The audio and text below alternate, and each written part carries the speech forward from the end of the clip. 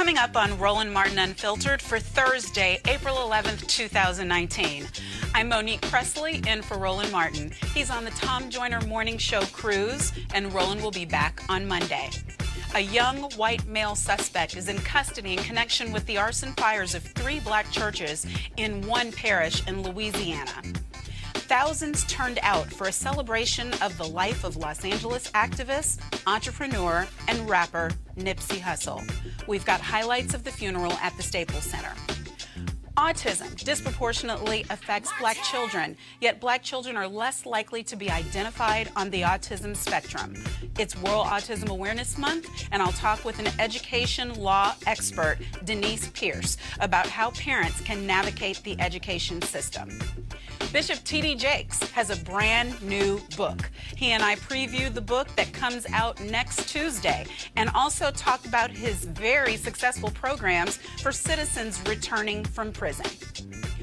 We'll discuss the prevalence of mental health issues and the stigma associated with it in the African American community today with therapist, minister, and founder of Turn the Light On, Dr. Anita Phillips. And why all the talk now about reparations? It's about the power of the black vote. It's time to bring the funk on Roland Martin Unfiltered. Let's go. He's got it. Whatever the miss, he's on it. Whatever it is, he's got the scoop, the fact, the find. And when it breaks, he's right on time and it's rolling. Best believe he's knowing. Putting it down from sports to news to politics. With entertainment just for kicks, he's rolling. It's on go, y'all. It's Roland Martin, yeah. Rolling with Roland now. He's funk, he's fresh, he's real, the best, you know he's Roland Martin now.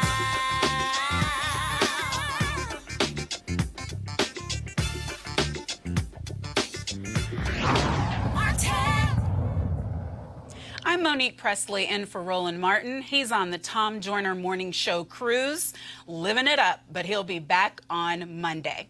There has been an arrest in the investigation of the arson committed at 3 black churches in the span of 10 days in one parish in Louisiana. The man was identified as Holden Matthews, a white male aged 21. He is the son of a sheriff's deputy in St. Landry's Parish. Authorities have not labeled these fires as hate crimes. However, Matthews was active in Facebook groups that focused on black metal and heathenism and Nordic religious beliefs, according to posts seen by CNN. There is also a possible connection between black metal music and church burnings in other parts of the world. The churches are St. Mary's Baptist Church in Port Barre, Greater Union Baptist Church in Opelousas, and Mount Pleasant Baptist Church in the same town. There was a news conference this morning. The governor of Louisiana, John Bel Edwards, spoke first. As you all know, over the past couple of weeks, I and the people across the state of Louisiana, in fact, people across the country, have been deeply troubled by the disturbing string of church fires here in St. Landry Parish and also one in Caddo Parish. And it has been especially painful because it reminds us of a very dark past of intimidation and fear. I stand before you to tell you that this community is safe again. We are extremely, unequivocally confident that we have the person who is responsible for these tragic crimes on these 3 churches. And I have to tell you, this investigation is probably one of the most unique arson investigations that I've been involved in my 33 years, in that this was an attack on the house of God. This was an attack on not just a place that people go on a weekly interval and worship. It's a place where they've had weddings. It's a place where they've had funerals. It's a place where generations, we're talking about buildings that were over 100 years old, where generations of families have been raised. So though the spirit is still strong, the landmark has been destroyed. We took that very seriously. Immediately when this investigation ensued, we knew that our pastors were important to us. Immediately after these fires, the pastors were brought in, and they were part of our investigative team. The first thing they did was pray for us, and that's what set us on the right track.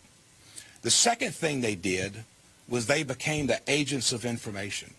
They were a calming voice in the community.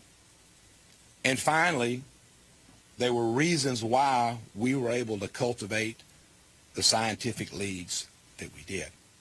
Because I don't know if you're familiar with the scripture that says all things work together for the good of them that love the Lord and are called according to his purpose. That's right. We all had a purpose. All of you had a purpose to be here today and a purpose in this investigation. Another part of the scripture, Paul says we must learn to endure suffering for the sakes of the people. And we've suffered. But I think it has a cause, a higher cause. Even though we've lost our church, our building, look who he's brought together. Thank everyone. Now I can go to sleep.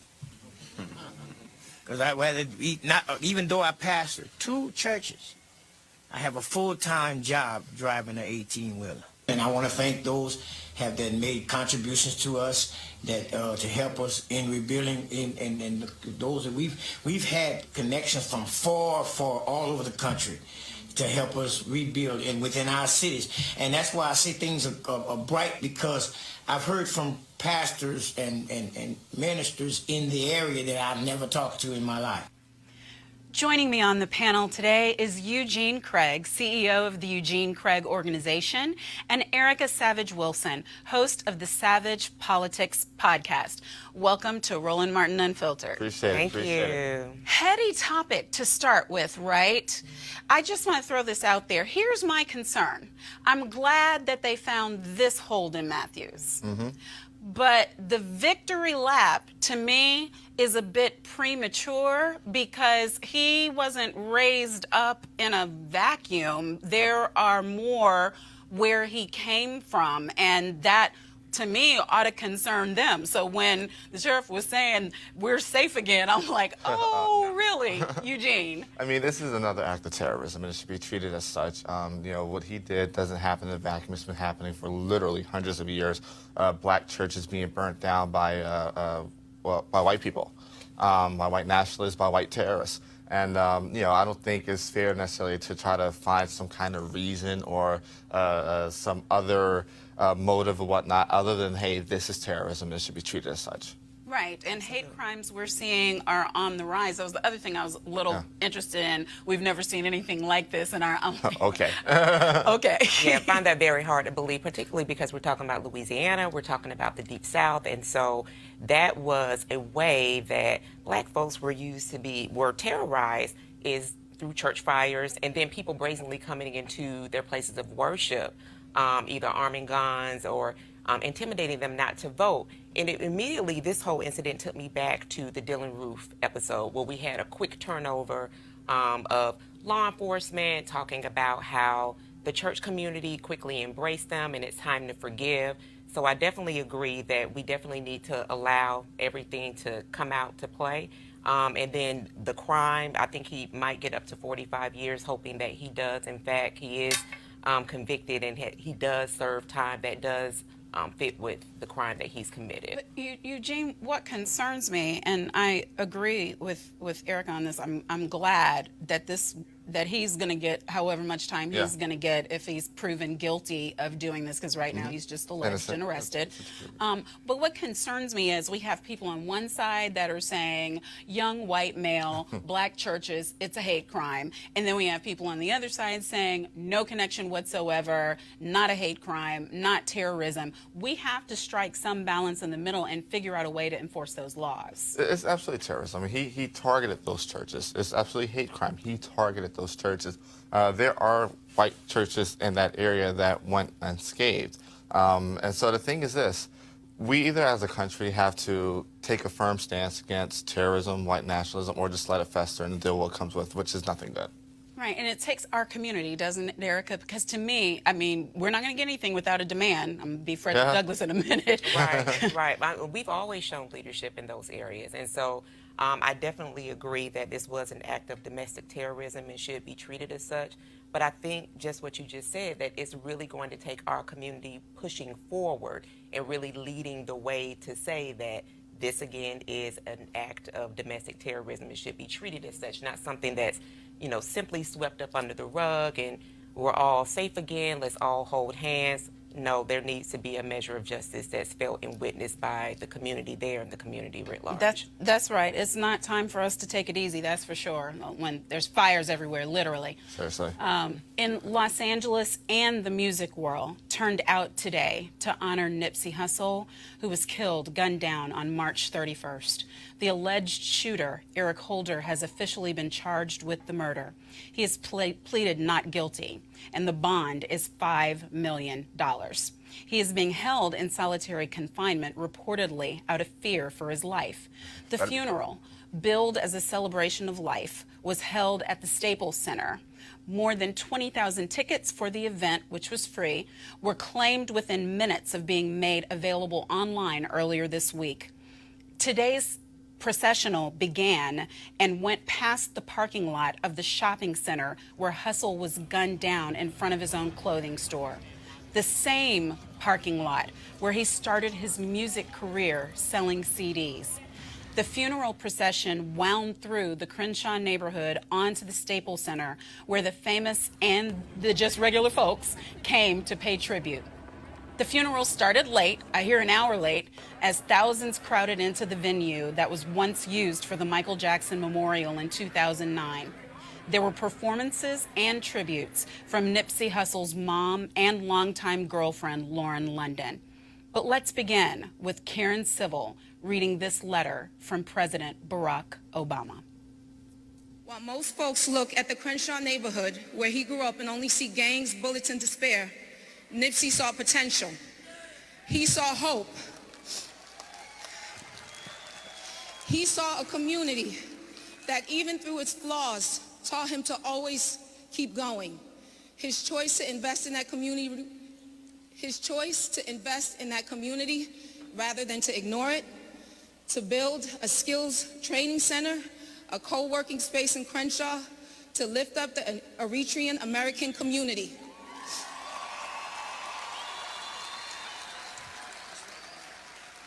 He set an example for young people to follow and is a legacy worth of celebration. I hope his memory inspires more good work in Crenshaw and communities like it.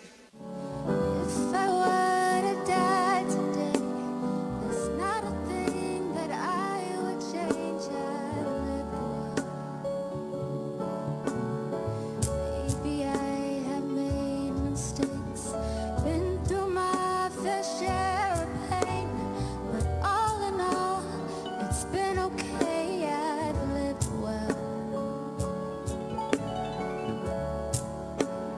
The more that I see, the more that I know. I don't know anything at all. The more that I breathe, I start to go slow.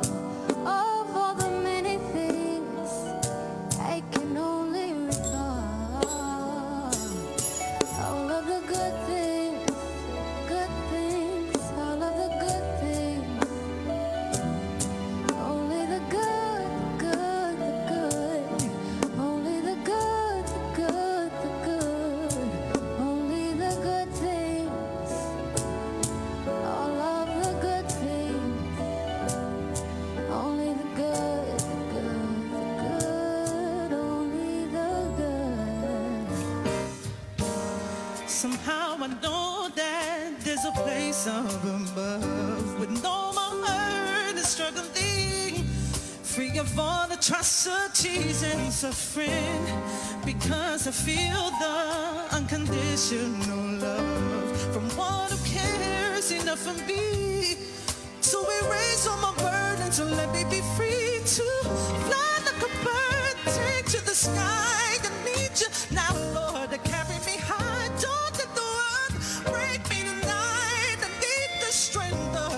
by my side. Sometimes this life can be so cold. I pray you come and carry me home.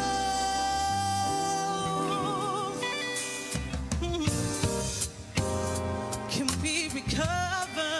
Will this world ever be filled with peace and harmony? War with no brutality. If we loved each other, will we find victory? But in this us reality, sometimes I'm so despondent that I feel the need to fly like a bird, take to the sky and reach you now, Lord. Carry me high, don't let the world break me tonight. I need the strength of you by my side. Sometimes this life can be so cold. I pray you come and carry me home. I feel like when I was a little girl and you would read the story tales that there's a king and there's a castle and there's royalty and they're having a celebration and they invite people from lands far apart and wide to come into their kingdom and to celebrate with them. And I just thank you. I'm honored. And I know that if Ermias can look down on us, that he's very honored also. He was very humble.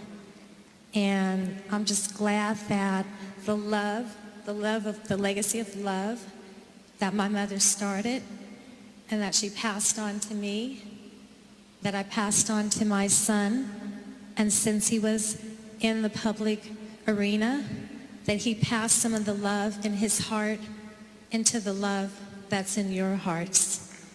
So let's water the seeds of love that Ermias displayed to you, that you know that you have planted in your heart. Let's water that love and let it grow. We lost an incredible soul.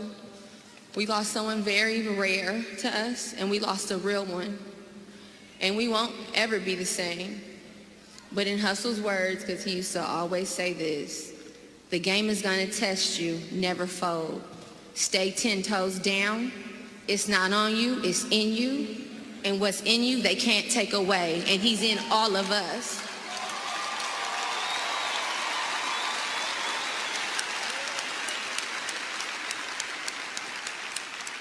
And to Ermias, the love of my life, you know what it is. Grief is the final act of love. My heart hears you. I feel you everywhere. I'm so grateful that I had you. I love you beyond this earth. And until we meet again, the marathon continues.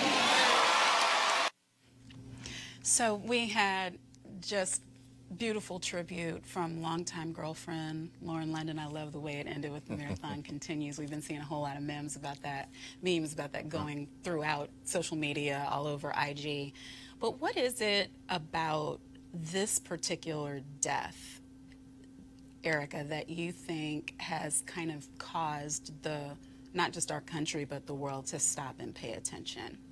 I think he's the really great example of the power of a pause, which I think we really need as a nation. There's a lot of divisiveness, and I think that having someone who's young, because our focus moving forward in the political space and in areas, the opportunities of growth, we're always looking at our youth. And so to have a young man who was very much so business savvy, also politically savvy, culturally savvy, to be struck down on, a day of celebration the way that he was, I think that was the pause that really kind of jerked collectively everyone back to a place to really take stock of what it is that we're prioritizing, and that all Black lives, Black lives do matter, and not just the ones that are celebrities, but all Black lives matter. So I think it was really just a time for us to really kind of step back and take stock of what's happening, what's important to us at the same time. Eugene, what struck me is he was really honest about where he came from and the kind of life that he was in.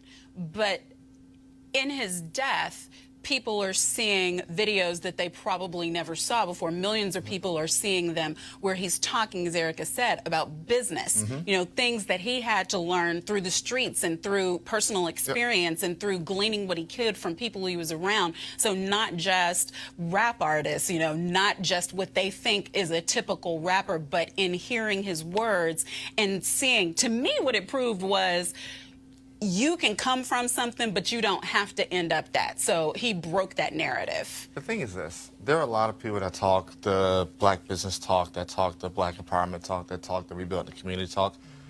The beauty of Nipsey was that he actually lived it. And he was that, you know, before he was a rapper. You know, to a degree, I think, you know, rapping almost was a side job for him. Right. You know, I watched the service, you know, for the most part all the way through.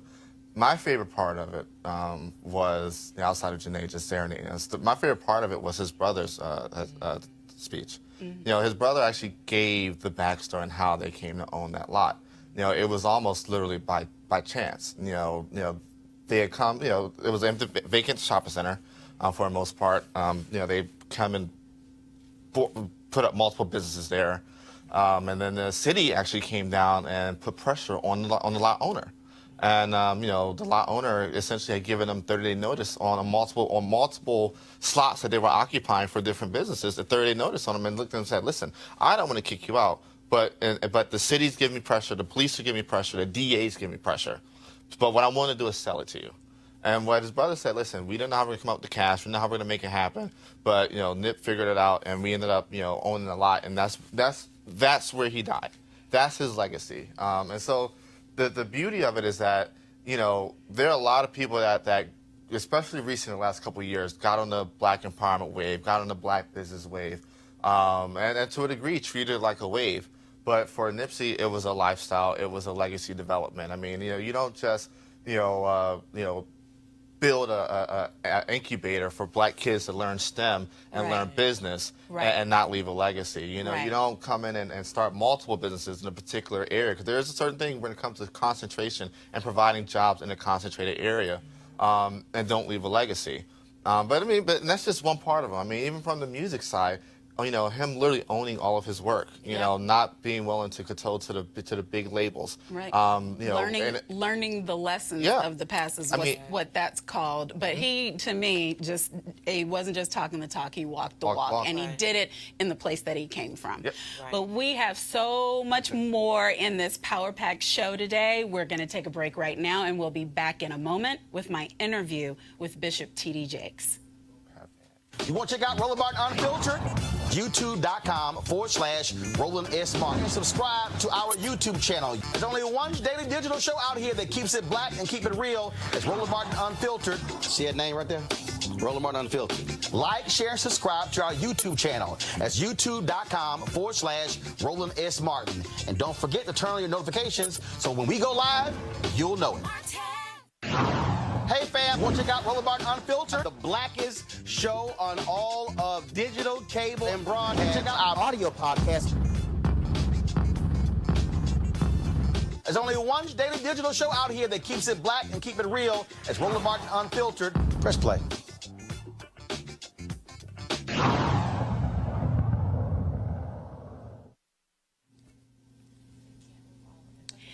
April is World Autism Awareness Month, during which the goal is to promote awareness, acceptance, and support for those on the autism spectrum and their families. In the United States, autism disproportionately affects black children, yet Black and Hispanic children continue to be less likely to be identified with autism spectrum disorder, or ASD, than white children. These differences suggest that Black and Hispanic children may face socioeconomic or other barriers that lead to a lack of or a delayed access to evaluation, diagnosis, and services. Even after diagnosis, parents are often overwhelmed. trying to navigate the maze of the education system in order to do what is best for their children. And don't I know it? So to help the parents who are watching today, or perhaps you know some parents who need this information, here to offer guidance is an expert in the field, education law attorney, Reverend Denise Nance Pierce. Welcome to you, Reverend Pierce. Thank you, thank you. And I have to confess, yes, you're Reverend Pierce, Attorney Pierce, and all those things, but you are also Denise Pierce, who I have known practically as long as I have been an adult, and you hail from the great state of Texas. Yes, and I do. I am so thankful that you are all the way here with us to talk about a subject that is near and dear to my heart and yours, I know, but is so important for everyone. It certainly is. Denise, a parent gets an autism diagnosis. Right. And the world goes black for a minute. And all of a sudden, they've got to figure out what part is medical, what part is learning disability, what the doctor's supposed to do, what the school's supposed to do, if there are supplements, if there are all of these random treatments that are going to be the one thing that brings their child through. And in their heads, they're hearing start school, start therapy, no cure, no recovery. So they're getting all of these messages at the same time. And then it intersects with the educational system. And I know that that is a unique specialty of yours. And what I think is interesting is that you work kind of on the other side of it than me as a mom who has a child on the spectrum who's fighting and advocating for my child, because you have worked for many years in defense of school systems and representing school systems. So I thought, which I told you, you're perfect for this, because you know what parents need to know in order to be able to help their children, which of course that's what the school system wants, and that's what the parents want for their children also. So first tell me, like, you're entering that system and they say to you, here's your IEP. What the heck? So you've already started talking about the jargon of special education. And any parent that has a student with disabilities has probably learned and has mastered this jargon. But for a new parent entering into public schools and asking questions about how their students with disabilities should be served, it's important to ask people to explain what's happening. And essentially what's happening is every public school in our country has an obligation based on a federal law adopted by Congress in 1975 to make certain that every child with a disability in our school system is identified, located, and served in accordance with their disability, and gets a unique plan for that child called an IEP, an individualized education plan that is tailored for the educational needs of that student. And there's a team of people we call the IEP team. In my home state of Texas, we also call it the ARD committee, the Admission Review and Dismissal Committee. And that committee is empowered and expected by our federal law to make decisions about serving that child's unique needs. The parent is on that committee. The child can be on that committee if it's appropriate for the child to be there. There's also a regular education teacher, a special education teacher, a school administrator that has the ability to leverage the school's resources for the child's needs, someone that understands all the evaluation documents that come in, the evaluations from the doctors and from the psychologist and from others who have tried to ascertain how the student's disability relates to the child's educational needs, and therefore how the school can partner with mom and dad to make sure the child is getting educational benefits. Okay, no, let me challenge you right there. Hold on, put a pause. And you sound real great. See, this is why she's my friend. But there are moms who are listening, right, and dads who everything you said, even though you said it in a way that could be understood, especially for people who've had to deal with it. I'm in my 10th year. My son's 13. Well, we got a diagnosis and he's 2. So I'm in my 11th year, right? but it may go right over some heads. And I don't know if you remember the story, but there was one time when I was having to go to an IEP meeting. It was very early on in the whole IEP process. I was in the parking lot, as I often was before I had to go into an IEP, and my whole process was sob and sob and sob, crying, because I had to deal with the fact that I was going into this IEP because my child, who was not yet 3, was in the position where he needed me to be in these meetings in order to get the education that he needed. And then after I sobbed and sobbed and sobbed, then I would call you. And you would remind me that I was the best advocate for my child, right? But I was Monique, lawyer, you know, Monique with multiple degrees, Monique who had some reasonable finances to be able to do things for my child. So I remember one of those days, I went in there and I said, well, this school system does not offer a class. My child is ready for a class. You're supposed to have an individual plan for my child. If there's no class, then shouldn't you create a class? And because I asked to create a class, the mama who had MS, who was coming there in a taxi every day, her son got a class. The dad who was working, who was single parenting, his son got a class. The woman whose child had Tourette's and had not yet been identified with autism got a class. So it was 6 other people who, because one advocate spoke up, got something. But there are parents who can't do that for themselves. What is it that the school system is offering, like in that big, thick packet of stuff they give you, that can tell a parent, what do I do now after I finish sobbing? So here's the good news for parents, and whether the parent is educated or not. The good news is that the law affords the parent a seat at the table. The law affords the parent the ability to consent to testing and to consent to services. The parent is not unempowered in those conversations.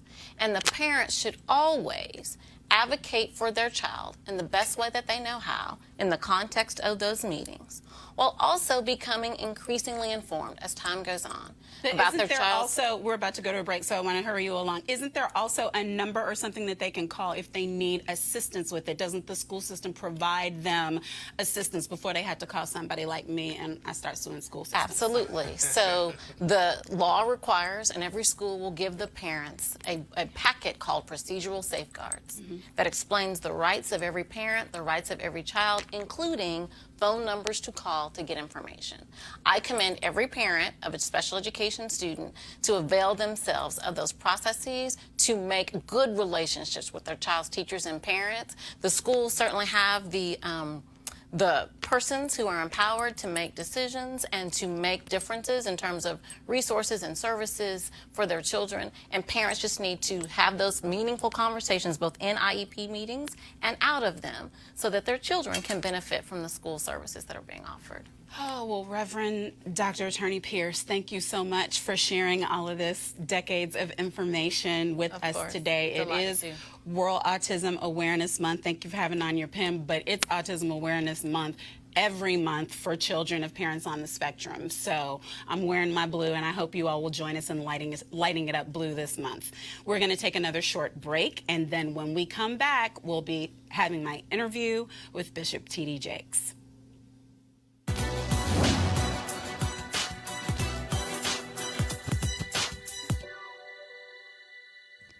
There is no power on earth that can permanently stay our progress. Educator Booker T. Washington.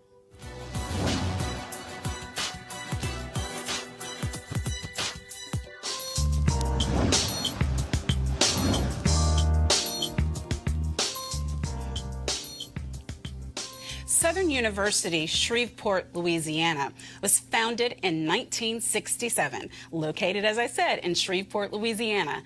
To donate to Southern University, please visit susla.edu.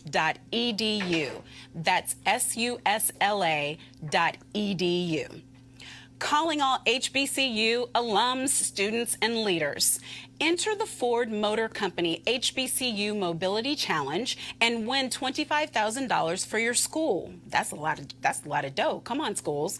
Building on their long-term support of HBCUs, Ford is looking to improve mobility in HBCU communities through innovative solutions. The winning program will receive a grant of up to $25,000 to implement their proposal. proposal. The deadline to apply has been extended to April 15th, 2019. Go to fgb.life for more information and to apply. Ford goes further in our community. Now, earlier today, I talked with Bishop T.D. Jakes, #1 New York Times best-selling author, filmmaker, and senior pastor of the Potter's House in Dallas, Texas, about his new book, Crushing: God Turns Pressure into Power. We also talked about the criminal justice system and ways to decrease the recidivism rates in the United States. Here's that interview. Bishop Jakes, thank you so much for being with us on Roland Martin Unfiltered today. I am excited because I've gotten not just a preview, but I have your brand new book, Crushing, in my hands, and I got to hear you a couple of days ago at First Baptist Glen Arden, so I already know something that the rest of the world is about to find out, that you are on your 41st book. This is your 41st book now, and it is one that, in my opinion, is perfect for the season we are in. Can you please just tell us a little bit about Crushing? You know, one of the things that really intrigued me about writing this book is that when I look back over my own life, it was not the successes that made me strong, that made me endure, that made me escalate to the next level. It was actually the crushing moments in my life, the difficult times, the hard times, the perplexing times, that I actually saw the greatest increase and the greatest effect on myself as a person, as a leader, economically, in every aspect of my life. And this book, Crushing, really grapples with the notion that much like grapes turn to wine, we have to go through certain crushings in order to reach the final state of what we really need to be. The art of it is to go through it and not get stuck in it. Yes, yes, I understand. And I love the fact that you talk about how being a grape, some people think is a finish line, but really being the grape, being the fruit, is just a start. We're working our way through a process so that we can be something much more powerful. Well, you know, when Jesus lifted up the cup, and this is a season where Christians everywhere remember the Last Supper and the crucifixion and the resurrection. During this season, we're so cognizant of the fact that when Jesus lifted up the cup, all that the grape would go through to become wine was everything that he would go through. Both he and the grape were born to die. The grape is a crop that is raised so that it can be crushed. And right before Christ himself was to be crushed, he lifted up the cup and said, "Do this in remembrance of me." And I think that there's a great metaphorical lesson to be learned there, that before he could have a resurrection, he had to have a crucifixion. Mm-hmm. And before we could be crowned, we have to be crushed. And so many people are in the process rather than the promise, and frustrated by the process, feeling like they're not going to get out. But the reality is the process is something that you go through, not that you go to. And if you keep on forging forward, you will come out of it. And one of the things that I was thinking about as I was reading and as I was hearing you the other day is that this country really has been going through a crushing process, that many people are concerned for their livelihoods, they're concerned for how they're going to take care of their loved ones if their loved ones get sick, they're concerned about the political environment, and it seems like we may be going through some fermentation right now as a whole. Is there anything that you can offer just to the people who are watching that will encourage them in such uncertain times?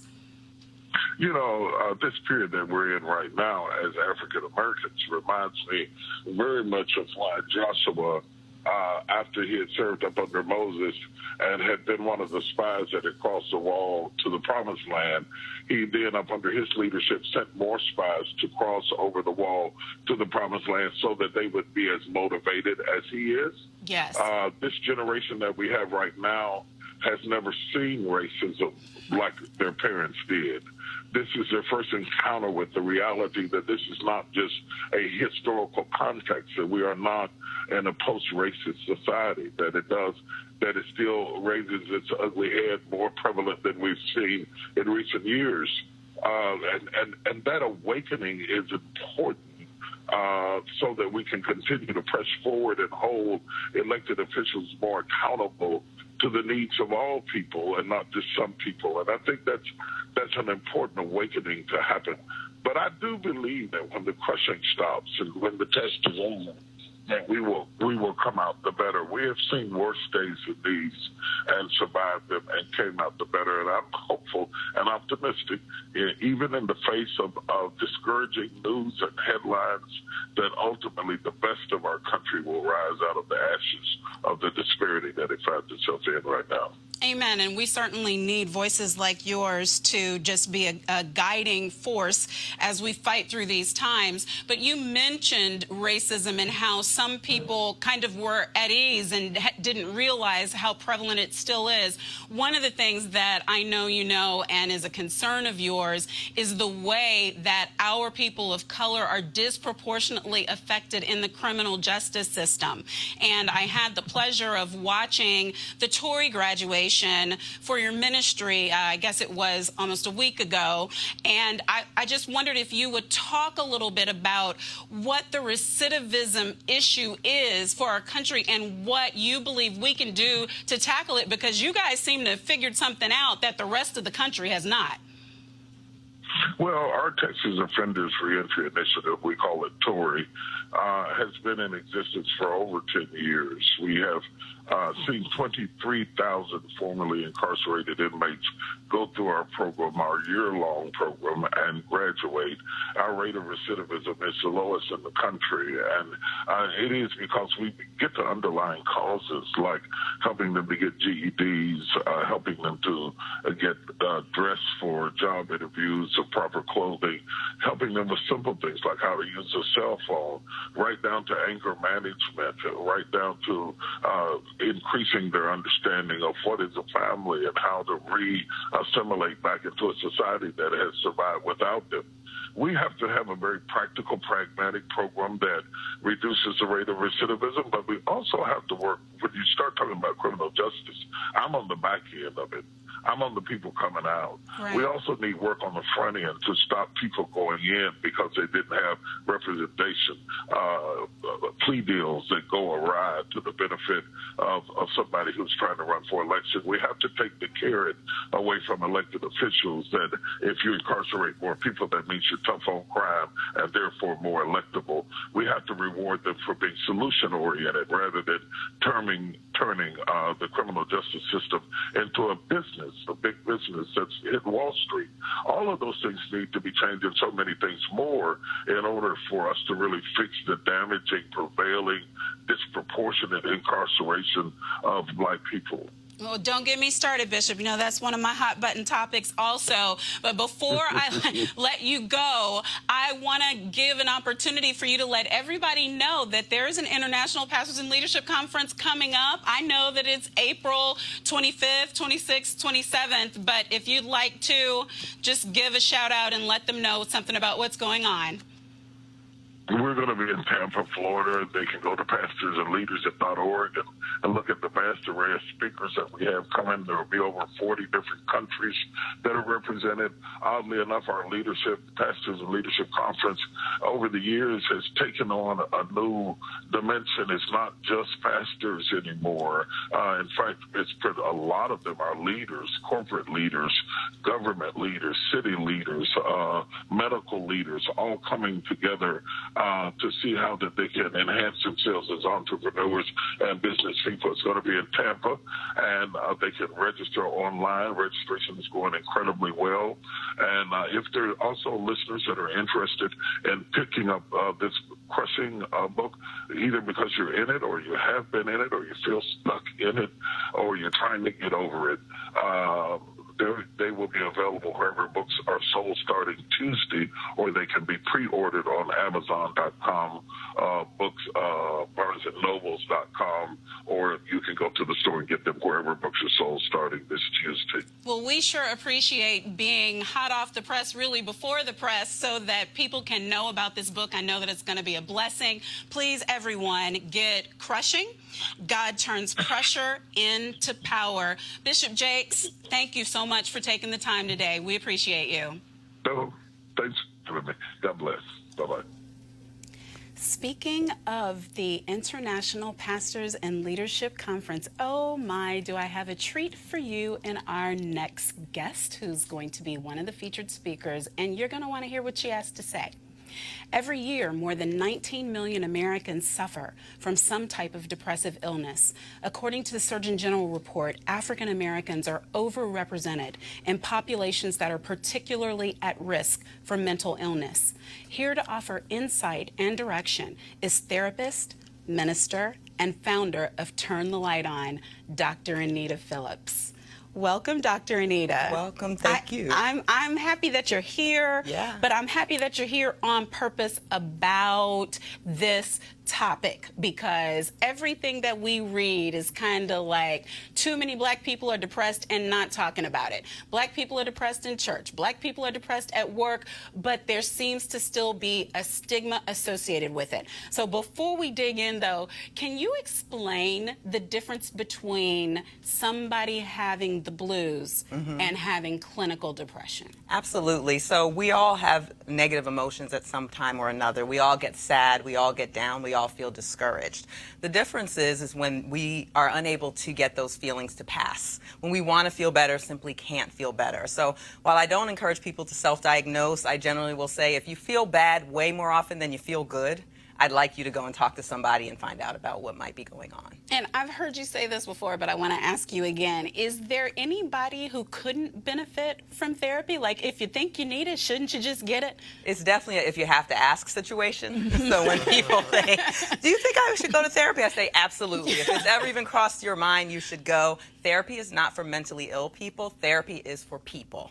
Yeah. All of us can benefit from therapy. I've been to therapy. I will go again if I need to. It's really just about having a space to talk to someone who can help you reflect on your current situation, help you get clarity, change your perspective. And if it turns out that there's something deeper going on, they can steer you in the direction of getting that treatment as well. So we see the numbers, and we see that Black people are overrepresented, that the numbers are high. And I know there's reasons dating back to slavery for that. But if you could talk about kind of where we are now and what societal things or physical things or whatever it is, your specialists tell us why we are in the position we're in. Well, definitely, as you mentioned, slavery, generational trauma is real. When a group of people suffer the type of trauma that African Americans have suffered generation after generation, that trauma is actually passed on, not just in terms of our emotional state and the way that we deal with crises in our environment, but actually genetically. Trauma has an impact on our very DNA. And so we really have to give credence to what has happened to us under this continued pressure. So generational trauma is a major issue, but also we are overrepresented in many groups that are high risk for mental illness, including people who live below the poverty line, exposure to community violence, foster care. There are so many areas where mass incarceration, where African Americans are overrepresented in groups that have been known to have higher rates of mental illness. And so we really need to be stepping up our interventions. But unfortunately, we have had difficulty having our community access culturally competent care. And that is a real challenge. Okay, so I have so much more, but I'm excited. Eugene looked at me because, you know, we're not supposed to be talking to reparations about reparations today. We'll get to it. How are we going to pay for that? Dr. Anita just said Come on. that suffering from slavery is encoded into our DNA. Sure. Now, so when you start talking about descendants of slaves and what they're due, it's not just because of something that happened however many hundred years ago. It's because of things we are still suffering now. Absolutely. But I know you got good news and bad news. So, I mean, are we bad news first? Are we through the bad news to get to the good news? Or what? Primarily through the bad news. I think we all understand the needs that's in our community, and it is intensifying. There was a study released last year that has us very, very concerned, showing that African American children's suicide rate is spiking and has surpassed that of white children of the same age. And that is the first time in history that our suicide rate has outpaced that of white Americans in any segment of our population, much less our children. So we are in a crisis state. These generations of adverse experiences, the environmental factors that we're suffering, if we don't move now and fast, our children are going to be lost. We don't have any more time to play around with this. And so it is critical that we are having this conversation. And that is the good news. The conversation is picking up momentum. I feel like we're talking about how we don't talk about it so much that we're talking about it. Right. I think we're crossing over. We're finding a way to talk about it. Absolutely. Because, and if you could just, I want the good news, but if you could kind of explain what the stigma has been in dealing with it for somebody listening now who's maybe thinking they have a problem, but they don't want to admit it because they're conceived as weak or someone who can't handle things, you know, like black people are just supposed to suffer. Absolutely. So in our community, we place particular value on being in our right mind. You know, whether we're in church talking about being in our right mind or on the street saying get your mind right, we place a lot of value on mental clarity, and there's absolutely nothing wrong with that. That's just a worldview difference. But in the face of mental health or mental distress or mental illness, it becomes a little bit of a stigma because if your mind isn't right, somehow that may make you weak. This has been exacerbated by the fact that professional mental health has not always been very competent in terms of dealing with people of color. So for a long time, the black experience was stigmatized by professional mental health.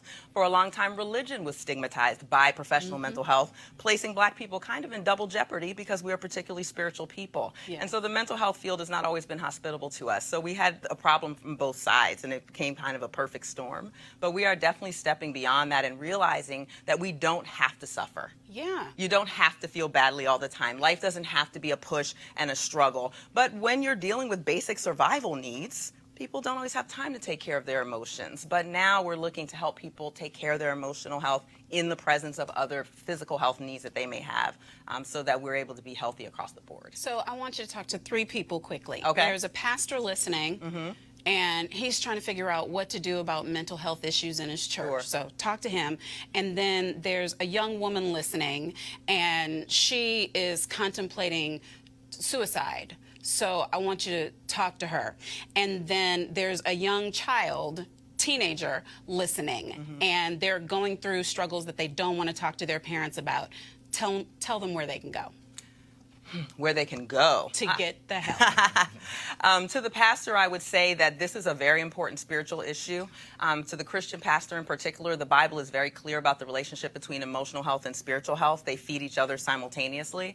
And so I would encourage that pastor to seek out counselors who are state licensed in their community who are also Christians, and there are quite a few of them. I understand that pastors often feel safer with someone who has the same spiritual background and perspective as them. There are plenty of them, and that is a myth. Has been a myth that counselors are never Christians or never religious, so they can go and search for a counselor in their community.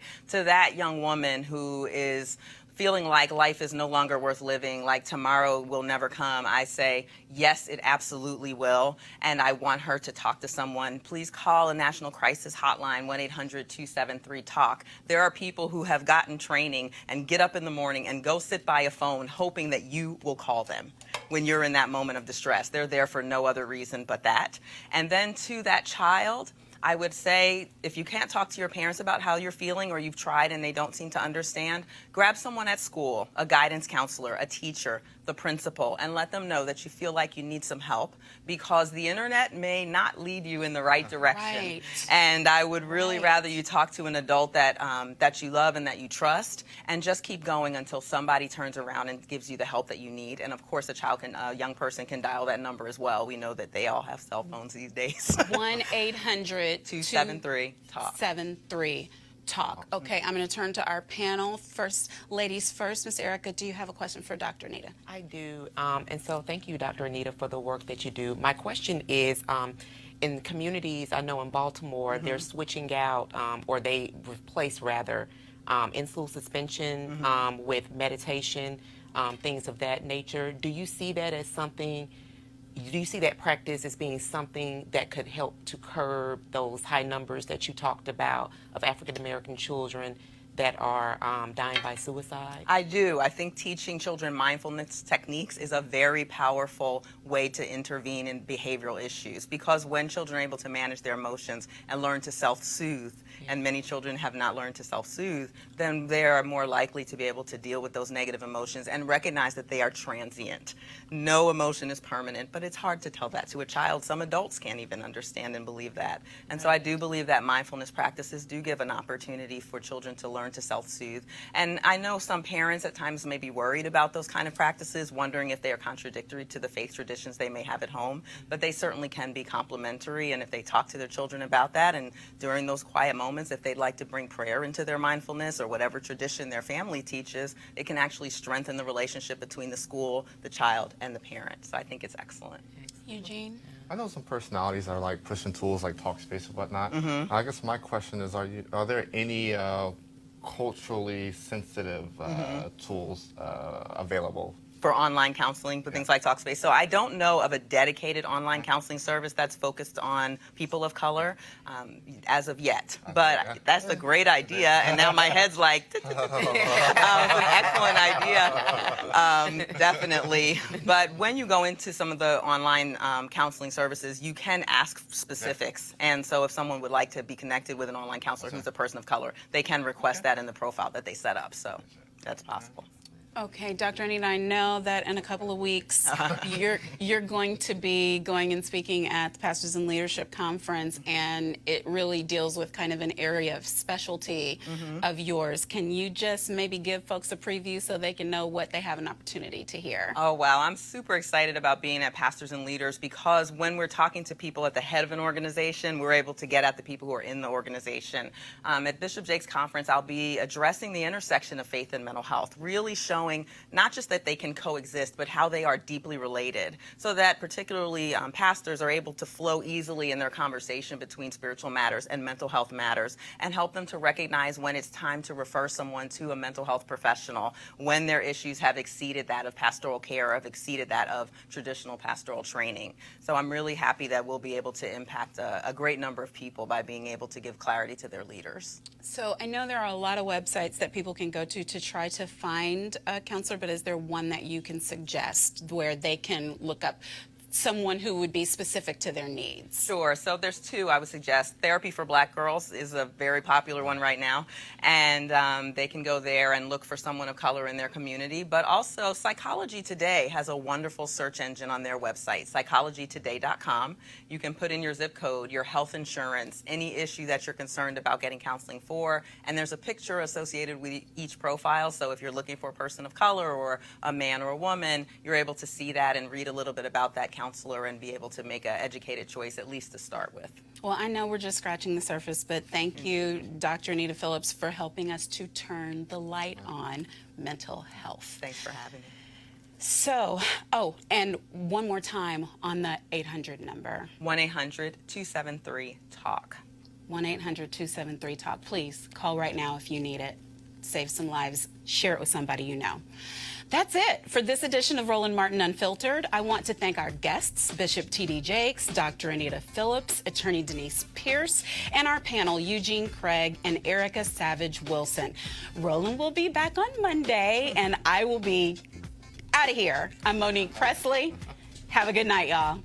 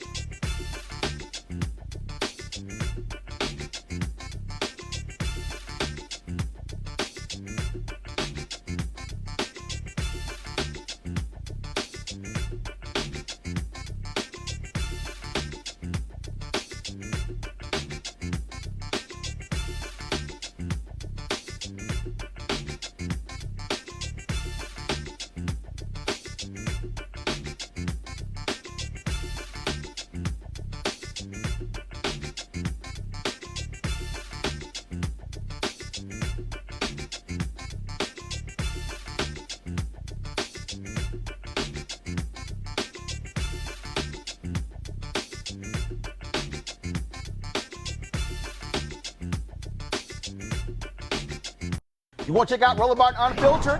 YouTube.com/Roland S. Martin. And subscribe to our YouTube channel. There's only one daily digital show out here that keeps it black and keep it real. It's Roland Martin Unfiltered. See that name right there? Roland Martin Unfiltered. Like, share, and subscribe to our YouTube channel. That's YouTube.com/Roland S. Martin. And don't forget to turn on your notifications so when we go live, you'll know it.